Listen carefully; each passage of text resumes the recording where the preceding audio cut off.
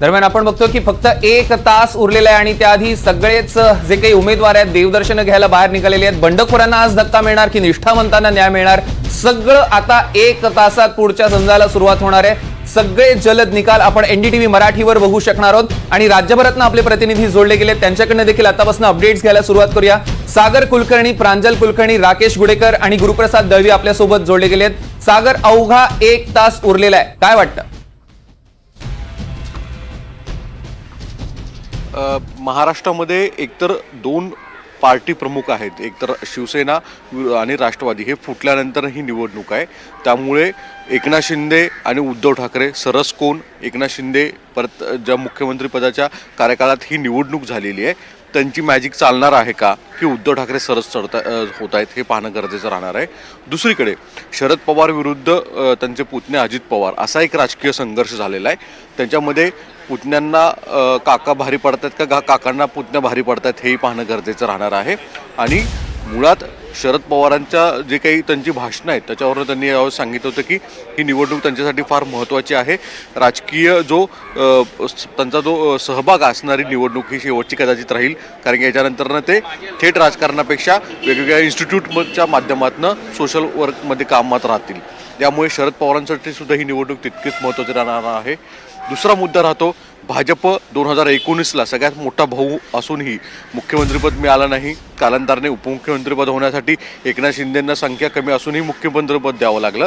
भाजपाचं मोरल ज्या पद्धतीने डाऊन झालं होतं, लोकसभेमध्ये ज्या पद्धतीने जोरदार फटका बसला होता, त्यानंतरनं परत बूस्ट स्वरूपामध्ये एकदम मोठ्या उसळी घेऊन भाजप येणार का, की भाजपचे जो रँक 100पेक्षा कमी राहणार, आकडे कमी राहणार, हे सुद्धा महत्त्वाचं राहणार आहे।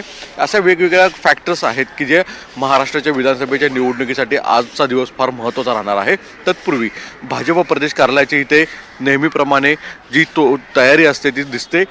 जे फ्लेक्स आहे हा फ्लेक्स हरियाणाचा निकाल लागल्यानंतर लागला होता, त्याच्यामध्ये स्पष्ट म्हटलं होतं हरियाणा ये तो झाकी है, महाराष्ट्र अभी बाकी है। त्या दिवसापासून हरियाणाच्या निकाला लागल्यापासून भाजपाच्या कार्यकर्त्यांमध्ये एक मॉरल बूस्ट करण्याचा प्रयत्न पंतप्रधानांपासून ते अमित शहांपासून देवेंद्र फडणवीसांपासून भाजपाचे सगळे वेगवेगळे नेत्यांनी केला गेला होता आणि त्यामुळे सगळे जे इथे प्रयत्न झालेले आहेत ते दिसून येत आहेत। आणि आज निकाल नेमके काय लागत आहेत, कशा स्वरूपामध्ये भूमिका येते, काय घडणार आहे हे पाहणं औत्सुक्याचं असणार आहे। तत्पूर्वी थोड्या वेळात ज्यावेळेस ट्रेंड सुरू होईल त्यानंतरनं इथं ट्रेंड्स दाखवण्यासाठी इथे TV ठेवण्यात आलेला आहे। इथे कार्यकर्ते त्यांचे येतील। जर भाजपाचे आकडे चांगले येत असतील तर मोठ्या प्रमाणामध्ये इथे सेलिब्रेशनची तयारीसुद्धा होईल, पण तूर्तास तरी असं दिसत नाही आहे, कारण की यापूर्वी आपणास माहिती आहे की ज्यावेळेस लोकसभेचे निकाल या प्रदेश कार्यालयाचे इथे दिसणार होते त्यावेळेस इथे संपूर्ण भाजपाचे झेंडे सगळीकडे लावले होते। यावेळेस कोणताही ओव्हर कॉन्फिडन्स भाजपाच्या पदाधिकाऱ्यांना कार्यकर्त्यांना दाखवायचा नाही आहे। हरियाणामध्ये जसं पहिल्यांदा ट्रेंडमध्ये काँग्रेस पुढे दिसलं आणि कालांतराने भाजप यशस्वी झालं, जोपर्यंत जवळपास निकालांची स्पष्टता येत नाही, आकड्यांचा खेळ होत नाही, तोपर्यंत कोणीही राज्यातला प्रमुख पक्ष ओव्हर कॉन्फिडन्स दाखवत नाही आहे। कारण की महाराष्ट्राच्या जनतेने नेमकं मतदान कुणासाठी केलेलं आहे, कुणाच्या पारड्यात मतं टाकलेली आहेत हे आज स्पष्ट होणार आहे। कौल नेमका किती होणार आहे अवघ्या 1 तासामध्ये आपण NDTVवर पाहणार आहात। तुर्तास तरी सगळ्यांना उत्सुकता आहे की सरकार कोणाचं येणार आहे, मुख्यमंत्री कोण होणार आहे, जे सरकार येईल ते बहुमताचं येणार आहे का, की दोन्हीही म्हणजे महाविकास आघाडी आणि महायुती हे अल्पमतात अडकतील आणि बंडखोर किंवा इतर छोटे मोठे मित्रपक्षांची गरज लागणार आहे, याची उत्तरं सगळी पुढच्या काही क्षणातच मिळणार आहेत। निश्चितच सागर, सगळ्याच प्रतिनिधींना विनंती असेच जोडलेले राहणे। एक मोठी बातमी आपल्यापर्यंत पोहोचते। येवला मतदारसंघाकडे संपूर्ण राज्याचं लक्ष लागलंय। छगन भुजबळ विरुद्ध माणिकराव शिंदेमध्ये थेट लढत आहे। 24 फेऱ्यांमध्ये येवल्यात मतमोजणी पार पडणार आहे। येवल्यात आता कोणता फॅक्टर चालणार बघावं लागेल, कारण येवल्यात मनोज जरांगे फॅक्टर चालतो का, मोठा प्रश्न आहे। या क्षणाची सगळ्यात मोठी आणि महत्त्वाची बातमी आपण बघतोय। छगन भुजबळ विरुद्ध माणिकराव शिंदेमध्ये थेट लढत। येवला मतदारसंघाकडे अवघ्या राज्याचं लक्ष लागलेलं आहे। प्रांजल कुलकर्णी आपले प्रतिनिधी आपल्या सोबत जोडले गेलेत। प्रांजल, काय अपडेट्स? सौरव, आपण जर बघितलं तर येवल्यामध्ये खरं तर तापमानाचा पारा चांगलाच घसरला आहे, कडाक्याची थंडी करतही जाणवते. मात्र अशातच राजकीय वातावरण हे चांगलंच तापलेलं आहे. आपण जर बघितलं तर मतदानाची प्रक्रिया ही पार पडली होती. भवितव्य जे आहे ते मतपेटीत बंद झालेलं होतं आणि आज अखेर मतमोजणीला थोड्याच वेळा सुरुवात होणार आहेत. आपण जर बघितलं तर राज्याचं लक्ष खरं तर येवल्याकडे लागलेलं आहे, कारण येवल्यामध्ये ते छगन भुजबळ आहेत, राष्ट्रवादीचे ज्येष्ठ नेते आहेत. यासोबतच ओबीसी नेते म्हणून ज्यांची ओळख आहे त्यांच्यासमोर शरद पवार गटाकडून माणिकराव शिंदे यांना उमेदवारी देण्यात आलेली होती. माणिकराव शिंदे खरं तर हे उमेदवार आहेत. आपण जर बघितलं तर मतदानाच्या अगदी 4 दिवसांपूर्वी मनोज जरांगे पाटील यांचा देखील येवल्याचा दौरा झाला तर सांत्वनपर भेट असं करतं त्यांनी नावही दिलेलं होतं. आणि त्यांच्या खरं तर दौऱ्यानंतर शरद पवारांच्या सभेनंतर येवल्यातील वातावरण जे आहे ते चांगलं सापडलं होतं. कुठेतरी छगन भुजबळांसाठी ही जी निवडणूक जी आहे ती खरं तर कुठेतरी सोपीही वाटत होती. मात्र त्यानंतर शरद पवारांची सभा झाली, जरांगे पाटलांचा दौरा झाला, त्यामुळे राजकीय वातावरण हे तापलेलं आहे. छगन भुजबळांचं नक्की आज काय होणार याकडेच खरं तर संपूर्ण लक्ष आहे. आपण जर बघितलं तर येवला पैठणी क्लस्टर गोदामामध्ये मतमोजणी होणार आहेत आणि बाहेर ही संपूर्ण तयारी खरं तर पूर्ण झालेली आहेत. त्यामध्ये कर्मचारी चालले आहेत, त्यांची देखील पूर्ण तपासणी केली जाते. मोबाईल असेल किंवा इतर ज्या इलेक्ट्रॉनिक वस्तू आहेत त्यांना प्रतिबंध घालण्यात आलेला आहे. तगडा पोलीस बंदोबस्त करते इथे तैनात करण्यात आला आहे. कुठलाही अनुचित प्रकार घडू नये याची संपूर्ण खबरदारी ही घेतली जाते.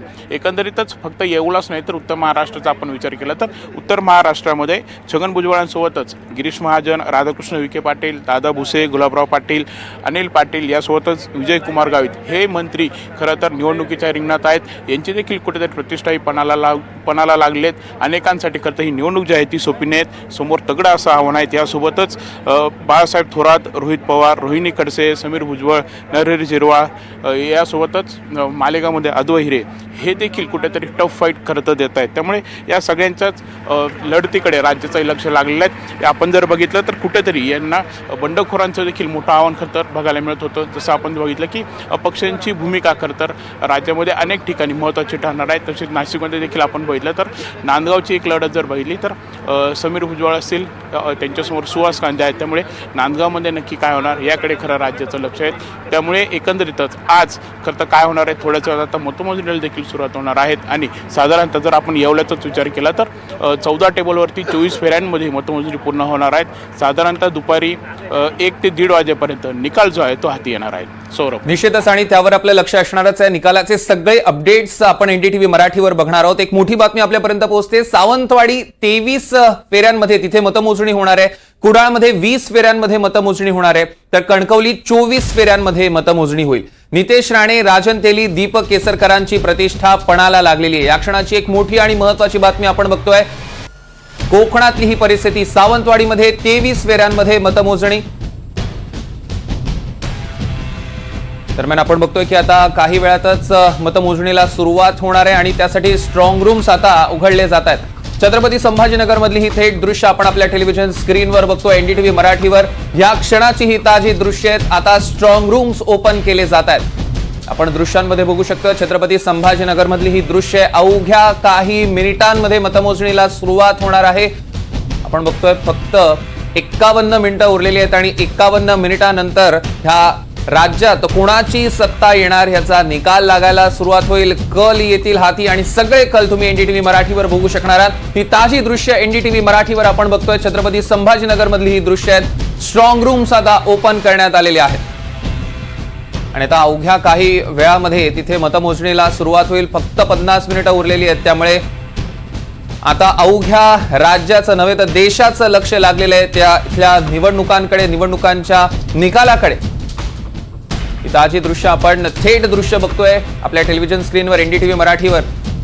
स्ट्रॉंग रूम आता ओपन करण्यात आलेले आहेत. सगळ्या उमेदवारांचं भवितव्य ह्या मतपेट्यांमध्ये बंद झालेलं आहे. ह्याच मतपेट्या ठरवणार आहेत की राज्यातल्या जनतेनं नेमका कुणाला कौल दिलेला आहे. ह्याच मतपेट्या ठरवणार आहेत की आज राज्यात कुणाचं सरकार स्थापन होणार, कोण मुख्यमंत्री होणार, निष्ठावंतांना जनतेनं न्याय दिलेला आहे की बंडखोरांना साथ दिलेली आहे. सगळ्याचा निकाल लावणाऱ्या ह्याच त्या मतपेट्या, ह्यातच सगळ्या राज्याचं भवितव्य, भविष्य आता बंद झालेलं आहे आणि अवघ्या काही वेळामध्ये ह्या मतमोजणीला सुरुवात होणार आहे. आपण थेट दृश्य छत्रपती संभाजीनगर मधली बघतोय. राज्यात आता विविध ठिकाणी विविध मत केंद्रांवर आता स्ट्रॉंग रूम्स ओपन करण्यात येतील. ही ताजी दृश्य आपण एनडीटीव्ही मराठीवर बघू शकतो आणि हे क्षणाक्षणाचे सगळे अपडेट्स दिवसभर तुम्ही NDTV मराठीवर बघू शकणार आहात। निकालाचे क्षणाक्षणाचे अपडेट्स अगदी प्रत्येक कल हाती आल्या पहिला तुमच्या समोर मांडला जाईल NDTV मराठीवर।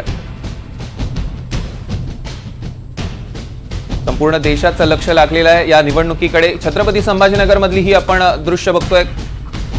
अगदी काही क्षणांपूर्वीच आता हे स्ट्रॉंग रूम्स उघडण्यात आलेले आहेत। बरोबर 49 मिनिटांनंतर आता मतमोजणीला सुरुवात होणार आहे आणि पहिले कल आपल्या हाती येतील। दरम्यान आपण कोकणातली परिस्थिती बघत होतो। कोकणात सावंतवाडीमध्ये 23 फेऱ्यांमध्ये मतमोजणी होणार आहे, कुडाळमध्ये 20 फेऱ्यांमध्ये, कणकवलीत 24 फेऱ्यांमध्ये आणि तिकडे दिग्गजांची प्रतिष्ठा पणाला लागली आहे। नितेश राणे असतील, राजन तेली, दीपक केसरकर या सगळ्यांची प्रतिष्ठा पणाला। गुरुप्रसाद दळवी आपले प्रतिनिधी आपल्या सोबत सिंधुदुर्गातनं जोडले गेले आहेत। गुरुप्रसाद, काय अपडेट्स आहेत? सौरभ, नक्कीच सांगायचं झालं तर एकंदरीत नारायण राणे यांची प्रतिष्ठा खरी पणाला लावली असं म्हटलं तर ते वावगं ठरणार नाही। कारण इकडे सावंतवाडीमध्ये बघायला गेलं तर दीपक केसरकर विरुद्ध राजन तेली अशी लढत आहे। त्यामध्ये 2 अपक्ष उमेदवार आहेत, जो आहे तो विशाल परब बंडखोरी केलेला आणि अर्चना घारे हेही देखील बंडखोरी केलेली आहेत। मात्र ही किती मतं घेतात त्यामध्ये या दीपक केसरकरांचं राहणार आहे। तर कुडाळमध्ये जे आपण पाहतोय निलेश राणे विरुद्ध वैभव नाईक अशी आहे, ही मात्र चुरस पाहायला मिळणार आहे। कारण यामध्ये जी वैभव नाईक आहे ते 2 वेळा आमदार झालेले होते आणि ते याच्यामध्ये उतरलेले आहेत। निलेश राणेने देखील प्रतिष्ठा आपली पणाला लावली आहे, त्यामुळे कुडाळमध्येही फार मोठी चुरस पाहायला मिळणार आहे। आणि जी कणकवलीची जी परिस्थिती आहे ती कणकवलीमध्ये संदेश पारकर विरुद्ध नितेश राणे आहेत। नितेश राणे सुद्धा 2 वेळा आमदार झालेले आहेत, मात्र त्यांच्यामध्ये ही खरी आज चुरस पाहायला मिळणार आहे। कारण हा जो संदेश पारकर आहे तो युवा नेतृत्व म्हणून त्यांची ओळख आहे, त्याचा नेमका त्यांना किती फायदा होतो हे बघावं लागेल।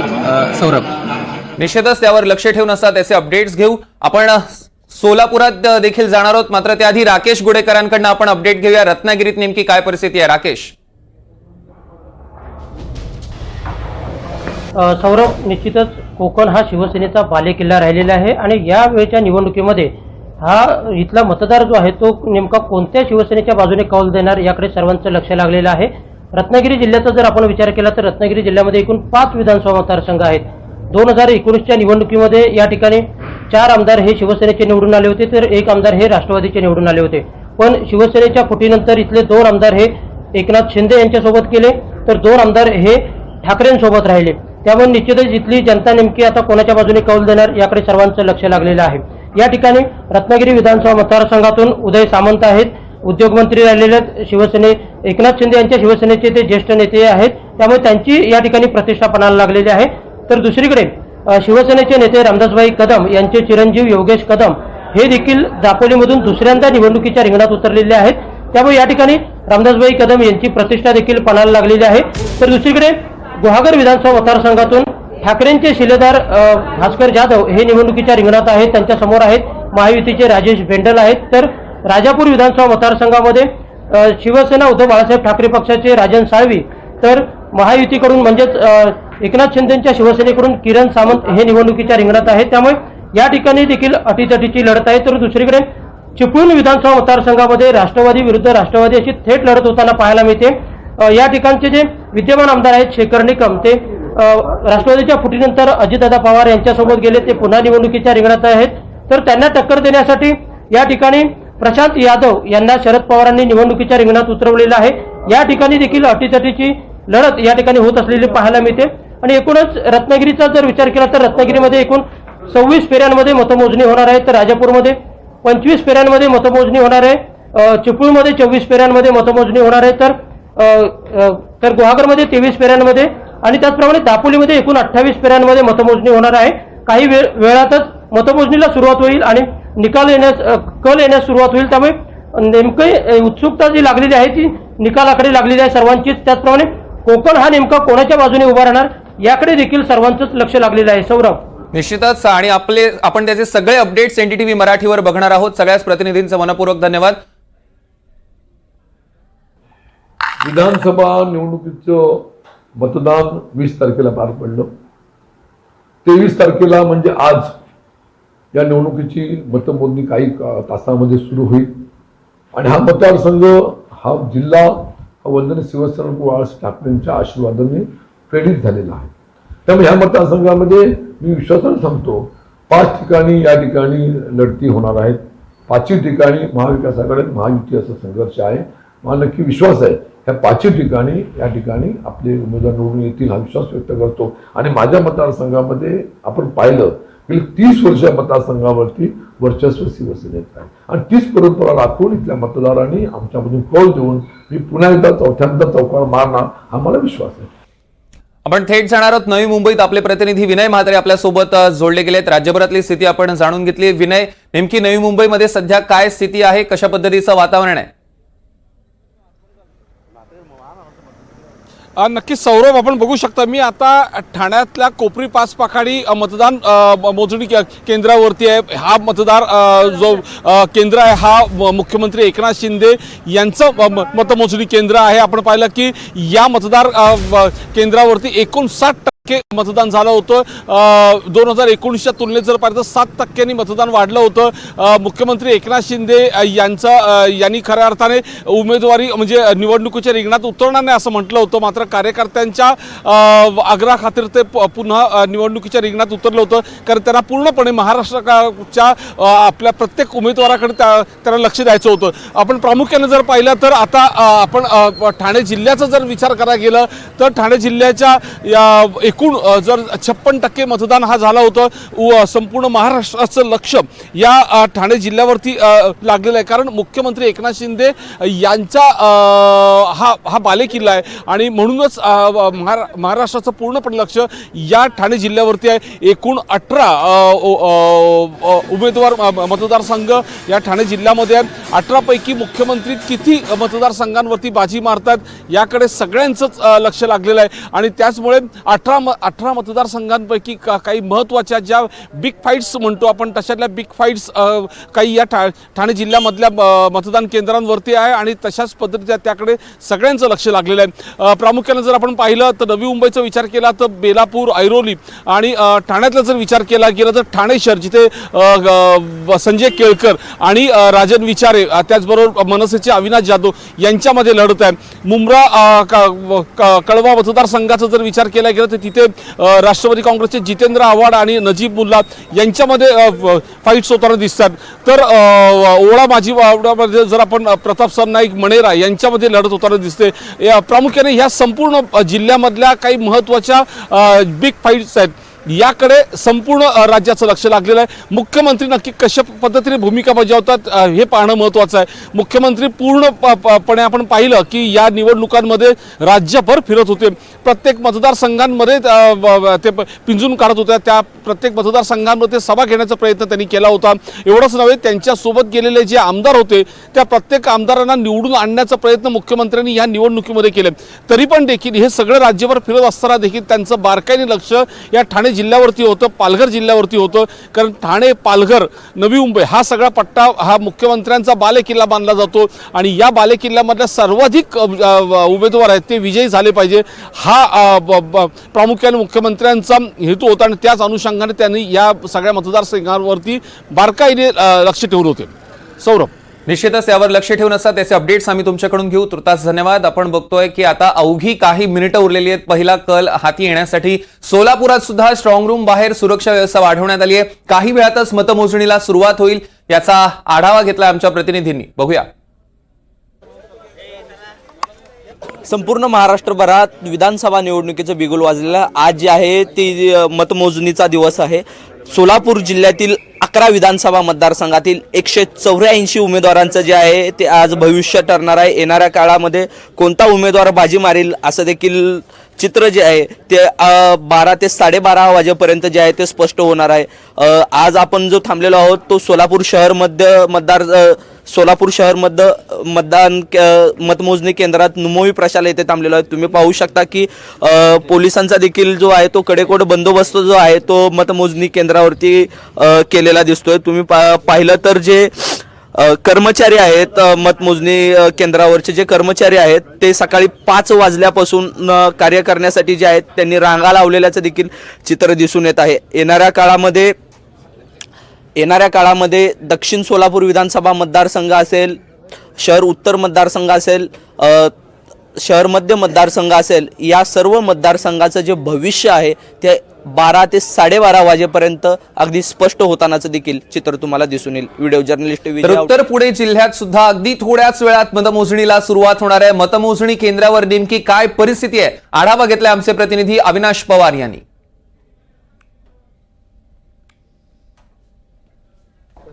उत्तर पुणे जिल्ह्यामध्ये खेड, आंबेगाव, जुन्नर, शिरूर या चारही तालुक्यांच्या विधानसभा मतदारसंघाची मतमोजणी ही आता थोड्याच वेळात सुरू होईल. मी आता उभा आहे ते आंबेगाव विधानसभा मतदारसंघाची मतमोजणी ज्या ठिकाणी होणार ते शासकीय तंत्रनिकेतन महाविद्यालय अवसरी खुर्द या ठिकाणी ही मतमोजणी आता सुरू होणार आहे. 8 वाजता टपाली मतदान मोजले जाईल, त्यानंतर ईव्हीएम मशीन खोलले जातील आणि अशा पद्धतीने ही जी मतमोजणी आहे त्याचे कल आपल्या हातात यायला सुरुवात होईल. ही कल आम्ही आपल्यापर्यंत पोहोचवणार आहोत. अविनाश पवार, NDTV मराठी, मंचर, पुणे. तर ज्या मतदारसंघांमध्ये चुरशीच्या अटीतटीच्या लढती आहेत त्यांच्या मतमोजणी केंद्राच्या बाहेर विशेष अशी सुरक्षा व्यवस्था करण्यात आलेली आहे. मध्य नागपूर मतमोजणी केंद्रावर आढावा घेतला आमचे प्रतिनिधी संजय तिवारी यांनी.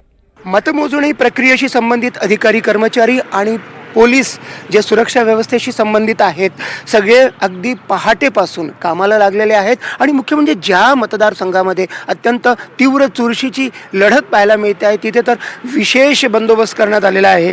मध्य नागपूरचं उदाहरण घेऊया. आपल्याला माहिती आहे प्रियंका गांधींच्या रॅलीमध्ये तणाव पाहायला मिळाला होता. अगदी मतदान झाल्यानंतर सुद्धा अतिरिक्त EVM जे घेऊन जाणारं वाहन होतं त्याच्यावर दगडफेक करण्यात आली होती. इथे काटोल रोडला जिल्हा परिषद गर्ल्स हायस्कूलमध्ये मध्यची मतमोजणी होणार आहे. आपण पाहू शकता इथे अगदी पोलीस शिपायाला सुद्धा पास दाखवल्याशिवाय प्रवेश नाही आहे.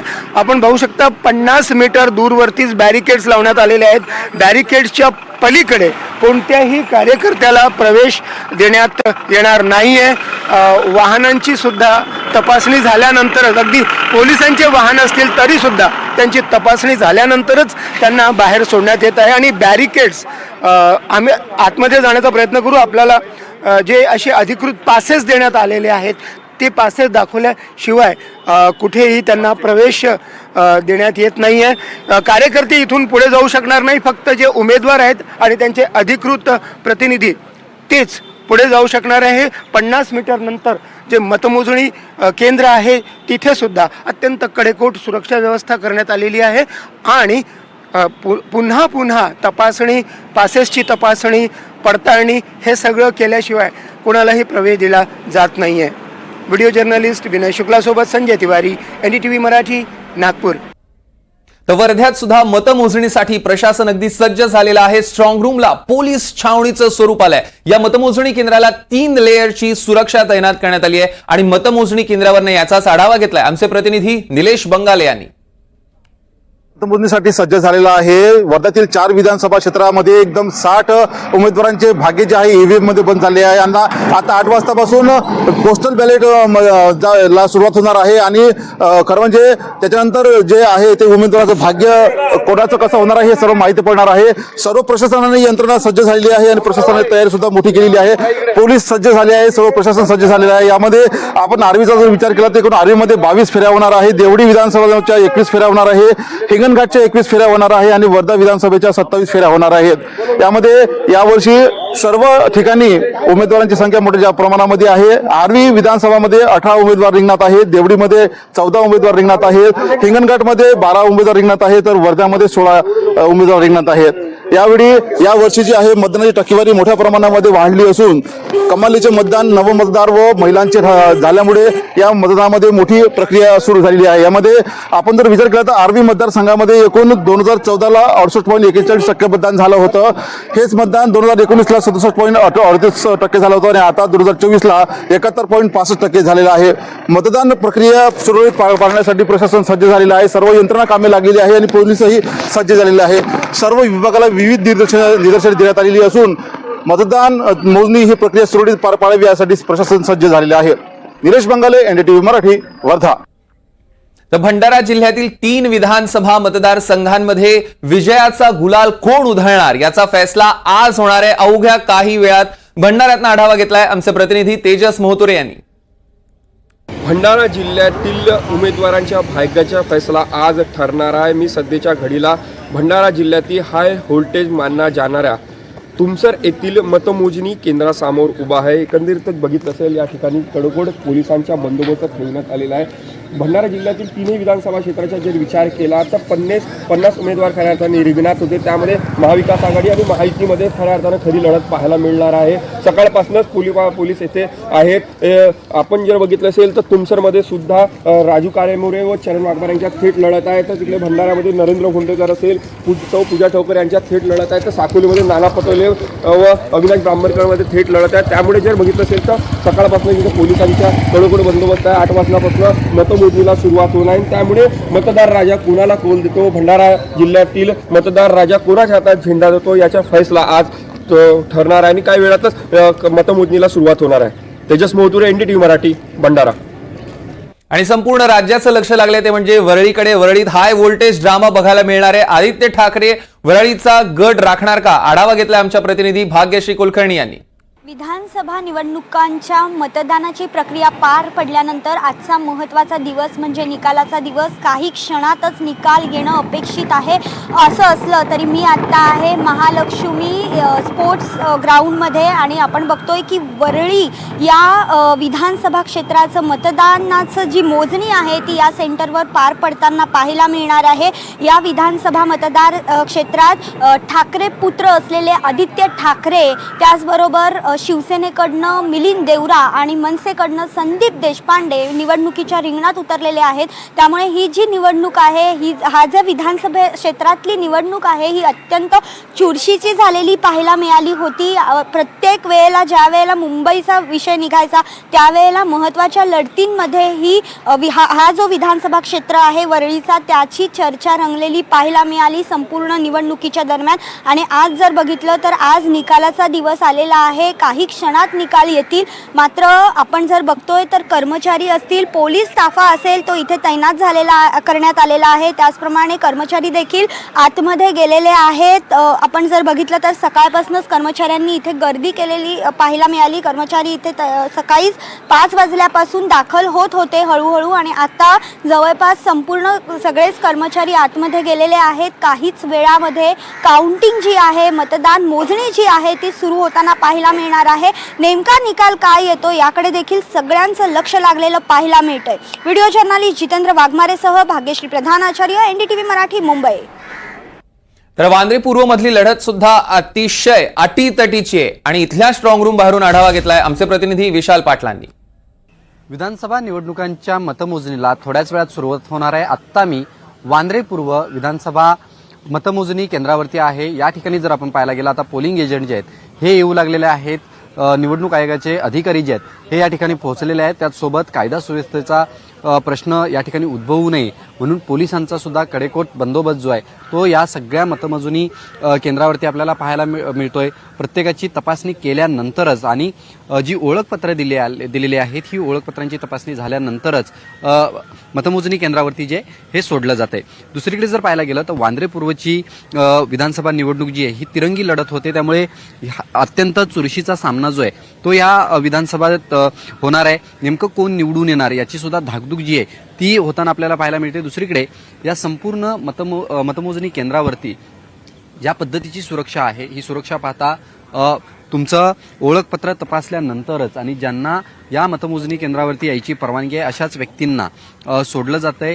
त्यामुळे पोलिंग एजंट जे आहेत हे आता बाहेर आहेत, त्यांना साधारणतः थोड्याच वेळात जे हे सोडलं जाऊ शकतं आणि त्यानंतर 8 वाजता मतमोजणीला जी आहे ही सुरुवात होणार आहे. त्यामुळे प्रत्येकाचीच धाकधूक जी आहे ही वाढलेली आहे. त्यामुळे थोड्याच वेळात मतमोजणीला सुरुवात होणार आहे. Video journalist Kalpesh सावर्डेकरचं Vishal Patil, NDTV Marathi, Mumbai.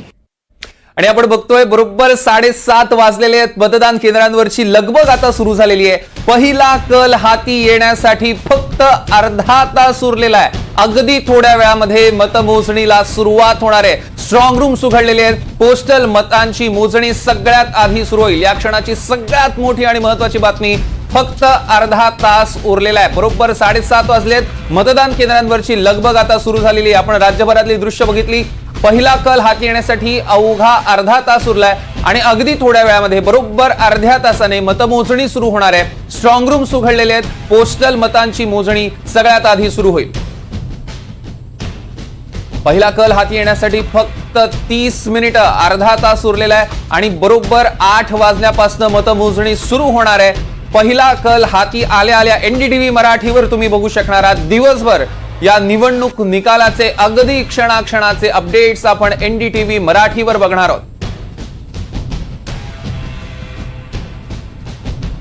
दरम्यान मंत्रालयाबाहेर नेमकं कसं वातावरण आहे, काय परिस्थिती आहे, आढावा घेतला आमचे प्रतिनिधी सागर कुलकर्णींनी. अजित पवारांचं किंगमेकर राहणार का याची उत्तर मिळणार आहेत. तर दुसरीकडे महाविकास आघाडीमध्ये नेमका मुख्यमंत्री कोण हे देखील स्पष्ट होणार आहे. काँग्रेस सगळ्यात मोठा पक्ष राहील का, काँग्रेस मुख्यमंत्रीपद स्वतःकडे घेणार का, की उद्धव ठाकरे वारंवार सांगत होते प्रचारामध्ये की मुख्यमंत्रीपद मला हवं आहे, तशा स्वरूपाची घडामोडी घडणार, की आयत्या वेळेस शरद पवार स्वतःचा हुकमी पत्ता टाकणार आणि राष्ट्रवादीचाच मुख्यमंत्री करणार. या सगळ्या गोष्टींची उत्तरं पुढच्या काही क्षणात आपण पाहणार आहात. पण या इमारतीवर सत्तेचं केंद्रस्थान कुणाचं असणार आहे, मंत्रालयामध्ये सरकार कुणाचं असणार आहे, महाविकास आघाडीचं की महायुतीचं, की ती अजून एका कुणाच्या मध्यस्थीने अजून काही घडामोडी घडणार, या सगळ्या गोष्टी दिसतील. कदाचित सरकार जर स्थापन होऊ शकलं नाही, बहुमत कुणालाच मिळालं नाही, तर राष्ट्रपती राजवट सुद्धा येणार का, या सगळ्या गोष्टींची उत्सुकता महाराष्ट्रातल्या जनतेला आहे. तुर्तास निकालाकडे सगळ्यांचं लक्ष आहे. सर्व निकाल आपण पाहणार आहात NDTV मराठीवर. सागर कुलकर्णी, NDTV मराठी, मुंबई. तर आपण बघतोय की मतदान केंद्राबाहेर पोलिसांचा कडक बंदोबस्त बघायला मिळतोय. पिंपरीत सुद्धा तीच परिस्थिती आहे. याच मतमोजणी केंद्राच्या बाहेरून आढावा घेतलाय आमचे प्रतिनिधी सूरज कसबेंनी. पिंपरी चिंचवड शहरातील भोसरी आणि पिंपरी विधानसभा मतदारसंघाची मतमोजणी बालेवाडी येथील छत्रपती शिवाजी महाराज क्रीडा संकुलामध्ये पार पडणार आहे. मी आता याच ठिकाणी उभा, ज्या ठिकाणी पिंपरी विधानसभा मतदारसंघाची मतमोजणी सकाळी 8 वाजल्यापासून सुरुवात होती. तर पलीकडच्या बाजूला आपण पाहिले तर पलीकडे सुद्धा भोसरी विधानसभा मतदारसंघाची मतमोजणी होणार आहे. या ठिकाणी मोठ्या प्रमाणावरती पोलिसांचा चोख बंदोबस्त सुद्धा तैनात करण्यात आले. सकाळी 7 वाजता जी स्ट्रॉंग रूम आहे ती ओपन करण्यात येणार आहे आणि प्रत्यक्षात मतमोजणीला सुरुवात ही सकाळी 8 वाजल्यापासून होणार. जे निकालाचे कल आहेत ते 9:30 ते 10:30-11 पर्यंत समोर येण्याची शक्यता वर्तवण्यात येते. दरम्यान पिंपरी विधानसभा मतदारसंघामध्ये राष्ट्रवादी विरुद्ध राष्ट्रवादी अशी चुरशीची लढत झाली होती. यामध्ये राष्ट्रवादी काँग्रेस पार्टी अजित पवार गटाचे उमेदवार अण्णा बनसोडे आणि राष्ट्रवादी काँग्रेस पक्ष शरद पवार गटाचे उमेदवार सुलक्षणा धर यांच्यामध्ये चुरशीची लढत झाली होती. तर भोसरीमध्ये आपण पाहिले तर महायुतीचे उमेदवार भारतीय जनता पक्षाचे महेश लांडगे आणि त्यांच्या विरोधात असलेले राष्ट्रवादी काँग्रेस पक्ष शरद पवार गटाचे उमेदवार अजित गावणे यांच्या विरुद्ध थेट लढत झाली. त्यामुळे या दोन्ही मतदारसंघातील लढतीकडे संपूर्ण महाराष्ट्राचं लक्ष लागून राहिलेलं आहे. सूरज कसबे, NDTV मराठी, बालेवाडी. दरम्यान शिर्डीतील स्ट्रॉंग रूम बाहेरून आढावा घेतलाय आमचे प्रतिनिधी सुनील दवंगे यांनी. जिल्हा क्षेत्रफळाच्या दृष्टिकोनातून सर्वात मोठा जिल्हा असल्याने या ठिकाणी 12 विधानसभा मतदारसंघ आहे. सध्या आपण शिर्डी विधानसभा या ठिकाणी आहोत. आपण पाहू शकतो की या ठिकाणी जे आहेत CRF तुकडे जे आहेत ती तैनात करण्यात आले आहे. महाराष्ट्र पोलिसांकडून मोठा पोलीस बंदोबस्त देखील या ठिकाणी तैनात करण्यात आलेला आहे. प्रत्येकाचं ओळखपत्र तपासून त्याला आतमध्ये प्रवेश दिला जातोय. सकाळी 8 वाजता बरोबर 8 वाजता या ठिकाणी मतमोजणी जी आहे ती सुरू होणार आहे. सुरुवातीला टपाल मतदान जे आहे त्याची मतमोजणी केली जाईल आणि नंतर EVM जे आहे त्याद्वारे मतगणना केली जाईल. सुनील दवंगे, NDTV मराठी, शिर्डी, अहिल्यानगर. दरम्यान आपण बघतोय की धुळ्यात सुद्धा इंटरेस्टिंग लढत आहे. नेमका कोणाला धुळेकर कौल देतात बघावं लागणार आहे. तिथल्या स्थितीची माहिती देतात आमचे प्रतिनिधी नागिन मोरे. जिल्ह्यातील 5ही विधानसभा मतदारसंघाची मतमोजणीची प्रक्रिया आहे ती आता काही वेळातच सुरू होणार आहे आणि संपूर्ण 5ही जिल्ह्याच्या विधानसभेच्या मतदारसंघामधील जे काही मतदान झालं होतं आणि जो मतदानाचा जो काही टक्का वाढला होता त्यामुळे धुळे शहर असेल आणि शिंदखेडा विधानसभा मतदारसंघ असतील या दोनही विधानसभा मतदारसंघाकडे संपूर्ण जिल्ह्याचं लक्ष लागून आहे आणि इतर 3ही ठिकाणी महायुती विरोधात महाविकास आघाडी अशी सरळ लढत होत असताना धुळे शहरातील तिरंगी लढतीकडे संपूर्ण जिल्ह्याचं लक्ष लागून आहे. त्यामुळे आता अवघ्या काही वेळात जे काही निकाल आत येणार आहे यामध्ये कोणाचा विजय होतो आणि कोणाच्या घरात विजयाची माळ पडते हे देखील अवघ्या काही वेळात आता पाहणं महत्वाचं असणार आहे. NDTV मराठीसाठी नागेंद्र मोरे, धुळे. तर छत्रपती संभाजीनगरमध्ये मतमोजणीसाठी स्ट्रॉंग रूम्स उघडण्यात आलेले आहेत. आढावा घेतला आमचे प्रतिनिधी मोहसिन शेख यांनी. संभाजीनगरमध्ये आता स्ट्रॉंग रूम उघडण्यात आलेला आहे. आपण बघू शकतो की आपण छत्रपती संभाजीनगरच्या 7 हिल परिसरातील मतमोजणी केंद्रावर आहे जिथे पूर्व विधानसभा मतदारसंघाच्या पेट्या ज्या आहेत तर ठेवण्यात आलेल्या आहे, EVM मशीन ठेवण्यात आलेल्या आहे आणि आता या EVM मशीन बाहेर काढण्यात येणार आहे. स्ट्रॉंग रूम जे आहे तर उघडण्यात आलेलं आहे. सर्व जे उमेदवार आहेत त्यांचे प्रतिनिधी या ठिकाणी आले होते. त्यांच्या समक्ष हे जे आहे तर स्ट्रॉंग रूम उघडण्यात आलेलं आहे. त्यांची सही घेण्यात आलेली आहे. त्यांना हे स्ट्रॉंग रूम दाखवून हे दरवाजे उघडण्यात आलेले आहे आणि आता हे स्ट्रॉंग रूम मधले जे EVM मशीन आहे ते आता मतमोजणी केंद्रावर घेऊन जाणार आहे आणि आपण बघू शकतो की थोड्या वेळातच मतमोजणीला सुरुवात होणार आहे आणि त्यापूर्वी हे जे आहे तर ही मतमोजणी केंद्रावर जे EVM मशीन आहे त्या घेऊन जाणार आहे आणि त्यासाठी आता स्ट्रॉंग रूमचा दरवाजा जो आहे तो उघडण्यात आलेला आहे. मात्र आपण इथं बघितलं तर मोठ्या प्रमाणात पोलिसांचा बंदोबस्त आहे आणि या पोलिसांच्या बंदोबस्तमध्ये सेंट्रल पोलीस असल्याचं आपल्याला पाहायला मिळतं. जे समोर तुम्हाला हे व्हाईट शर्टमध्ये